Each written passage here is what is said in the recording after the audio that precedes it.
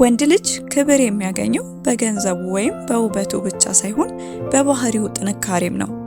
ብዙ ወንዶች ገንዘብ ከሌለኝ ክብር አላገኝም የሚል አስተሳሰብ አላቸው። ነገር ግን እውነተኛው ክብር የሚመነጨው ከባህሪያቸው ነው። የአንድን ወንድ ክብር የሚቀንሱና በሴቶች ዘንድ እንዲናቁ የሚያደርጋቸው ባህሪያት አሉ። ዛሬ በዚህ ቪዲዮ 7ቱን እናያለን። እስከ ቪዲዮ መጨረሻ አብራችሁን ቆዩ። ላይክ፣ ሼር፣ ሰብስክራይብ በማድረግ ቤተሰብ ሁኑ። ወንዶችን በሴቶች ዘንድ ተሰሚነትና ክብር ከሚያሳጣቸው ባህሪያት መካከል አንደኛ በራሱ የማይተማመንና ሁልጊዜ እሺ ባይ መሆን። ብዙ ወንዶች ሴትን ለማስደሰት ሲሉ የራሳቸውን ፍላጎትና እምነት ይተዋሉ።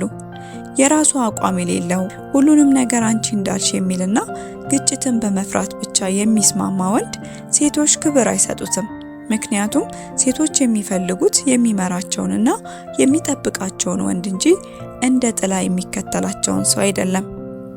የራሱ ማንነትና የራሱ አቋም የሌለው ወንድ አሰልቺና ደካማ ተደርጎ ይታሰባል። በራሱ የሚተማመን ወንድ የራሱ የሆነ ግብና ዓላማ ያለው ሲሆን በሰዎች አስተሳሰብ አይነቀነቅም።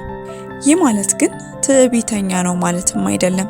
ይልቁንም ማንነቱን የሚያውቅና ለራሱ ዋጋ የሚሰጥ ማለት ነው። ሁልጊዜ አንቺ እንዳልሽ ይሁን የሚል ወንድ ሴቷ በራሷ ብቻ እንድትደገፍ ያደርጋታል።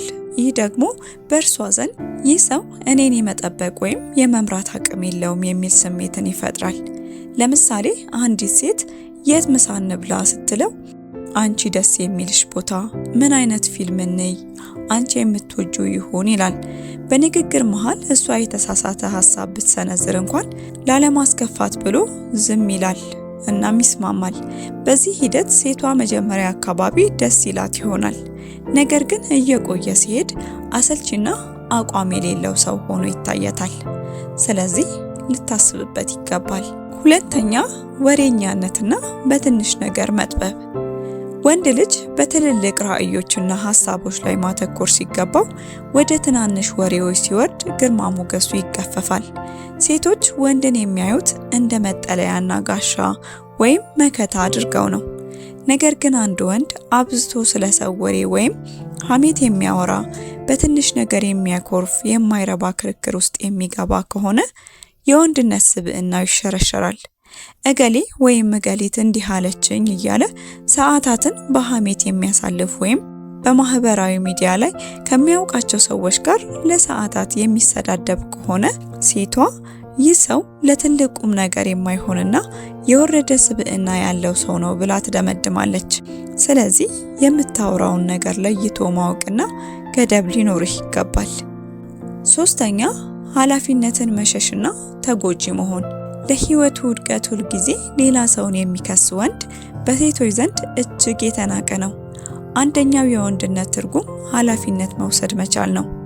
ስህተት ሲሰሩ ተሳስቻለሁ፣ አስተካክላለሁ ማለት ትልቅነት ነው። ነገር ግን ሁል ጊዜ እኔ ምን ላድርግ፣ እከሊህ እንዲህ አደረገኝ፣ ቤተሰቦች ያልረዱኝም፣ የቀድሞ ፍቅረኛዬ ስለጎዳችኝ ነው የሚል ወንድ ደካማ ነው። ለምሳሌ ስራ አጥቶ እቤት እየዋለ ስራ የለም ብሎ ከማማረር ውጪ ምንም ጥረት የማያደርግ ከሆነ ወይም ደግሞ አንድ ጥፋት አጥፍቶ አንቺ ስላናደርሽ ነው እንዲህ ያደረኩት ብሎ ስህተቱን በሴቷ ላይ የሚያላክክ ከሆነ ሴቷ 100% በሚባል ደረጃ በእንደዚህ አይነት ወንድ ላይ ተስፋ ትቆርጣለች። የወደፊት ህይወቷን በእርሱ ላይ መገንባት እንደማትችል ትረዳለች። ስለዚህ ኃላፊነትን መውሰድና ከተጎጂ ስነ ልቦና መውጣት ተገቢ ነው። አራተኛው ሴቶች የሚንቁትና የማያከብሩት ወንድ ስሜታዊ ቁጥጥር የሌለውን ነው። በማይረባና በሚረባው የሚቆጣ፣ ቶሎ የሚናደድ፣ የሚጮህ ወይም ስሜቱን መቆጣጠር የማይችል ወንድ እንደ ሕፃን ይታያል። ጥንካሬ ማለት ጡንቻ አይደለም። ጥንካሬ ስሜትን መግራት መቻል ነው። አንዲት ሴት በጭንቀትና በችግር ወቅት ወንዱ ረጋ ብሎ መፍትሄ እንዲሰጣት ትፈልጋለች። እርሱ ግን ከእርሷ በባሰ መልኩ የሚደነግጥ፣ የሚያለቅስ ወይም የሚቆጣና የሚጮህ ከሆነ አስተማማኝነቱ ይወርዳል። ለምሳሌ መኪና እያሽከረከረ ሌላ ሰው ስህተት ቢሰራ ወርዶ የሚሰዳደብ ወይም በትንሽ አለመግባባት ዕቃ የሚወረውርና የሚሰብር እንዲሁም የሚጮህ ከሆነ ሴቷ በእርሱ ላይ የደህንነት ስሜት አይሰማትም። ይህ ሰው በማንኛውም ሰዓት ምንም አይነት ክፉ ድርጊት በእኔ ላይ ሊፈጽም ይችላል የሚል ስጋት ውስጥ ትወድቃለች። በተጨማሪም ከባህሪው መደጋገም የተነሳ መሰልቸትና ከእርሱ በመራቅ ሰላሟን ማረጋገጥ ትመርጣለች። ስሜታዊ ቁጥጥር የሌለው በትንሽ ትልቁ የሚጮህና የሚቆጣ ወንድ የተናቀ ነው። ሴቷም ንቃት ተወዋለች። ስለዚህ ስሜታዊ ቁጥጥርን መለማመድ በሳልነት ነው። 5ኛ ስሜታዊ ተለጣፊነትና ትኩረትን መለመን። ይህ ባህሪ ወንዱ የራሱ የሆነ የህይወት ትርጉም እንደሌለውና ደስታው በሴቷ ላይ ብቻ የተንጠለጠለ መሆኑን ያሳያል። ሴቶች በራሱ የሚተማመን የራሱ ስራ ያለውና ዓላማ ያለው ወንድ ይማርካቸዋል። አንድ ወንድ 24 ሰዓት ስለሷ ብቻ የሚያስብና ትኩረትን የሚለምን ከሆነ ለሷ ያለው ማራኪነት ይጠፋል። ይህ ረሃብ ዲስፐሬሽን ይባላል። ረሃብ ደግሞ ሰውን ያሸሻል። ለምሳሌ ሴቷ ስራ በዝቶባት ስልኳን ባታነሳ በደቂቃዎች ልዩነት ደጋግሞ መደወል፣ ለምን አልመለሽልኝም ብሎ መጨቃጨቅ ወይም ከጓደኞቿ ጋር ስትሆን ብቻዬን አትተይኝ የሚል አይነት ባህሪ ማሳየት ሴቷ እንደ አጋሯ ሳይሆን እንደ ተጨማሪ ሸክም እንድታየው ያደርጋል። ክብሩንም በእጅጉ ያወርዳል። ካንተ ውጪ ሌላ ህይወት አላት። ማህበራዊ ህይወት፣ ቤተሰብ፣ ስራ፣ ጓደኞችና የመሳሰሉትን ሁሉንም እርግፍ አድርጋ አንተን ብቻ እንድትል አትጠብቅ። ሸክም እንደሆንክባትና ሰላሟን እንደነሳሃት ከተሰማት ላንተ ያላት ክብር ይወርዳል። ስለዚህ ስሜታዊ ተለጣፊነትንና ትኩረት ለማግኘት መለመንን ስታቆም መከበር ትጀምራለህና ራስህን አርም። 6ኛ ራዕይ አልባና ሰነፍ። ምንም አይነት ግብና ለመለወጥ ፍላጎት የሌለው ወንድ በሴቶች ዘንድ በፍጹም አይከበርም። አንዲት ሴት የምትከተለውና ራሷን አሳልፋ የምትሰጠው ወንድ ወዴት እንደሚሄድ መዳረሻውን ማወቅ ትፈልጋለች። ወንድ ልጅ ዛሬ ምንም ላይኖረው ይችላል፣ ነገር ግን የለውጥ ካርታና ተነሳሽነት ካለው ይከበራል። ምንም አይነት ጥረት የማያደርግና ጊዜውን በከንቱ የሚያጠፋ ወንድ ግን ማራኪነቱ ዜሮ ነው። ለምሳሌ ቀኑን ሙሉ ጌም በመጫወት ሱስ ውስጥ በመዘፈቅ ወይም ያለምንም ዓላማ በማህበራዊ ሚዲያ ላይ ጊዜውን የሚያቃጥል፣ ስለ ነገ ህይወቱ ሲጠየቅ ምንም አይነት ሐሳብና እቅድ የሌለው ከሆነ ይህ ሰው አብሮኝ ሊያድግ ህይወታችንን በአግባቡ መምራት እንድንችል የሚያደርግ አንድም ነገር የለውም፣ አይጠቅምም የሚል ውሳኔ ላይ እንድትደርስ ያደርጋታል። ስለዚህ የወደፊት ግብህን አስቀምጥ። በግብህ ላይ በቀን ውስጥ አንዲት ትንሽ እርምጃን ውሰድ። ጊዜህን በከንቱ አታጥፋ። ዓላማ ይኑርህ። 7ኛ የግል ንጽህናንና የሰውነት ገጽታን ቸል ማለት። ይህ ባህሪ አንድ ወንድ ለራሱ ያለውን ግምት የሚያሳይ መስታወት ነው።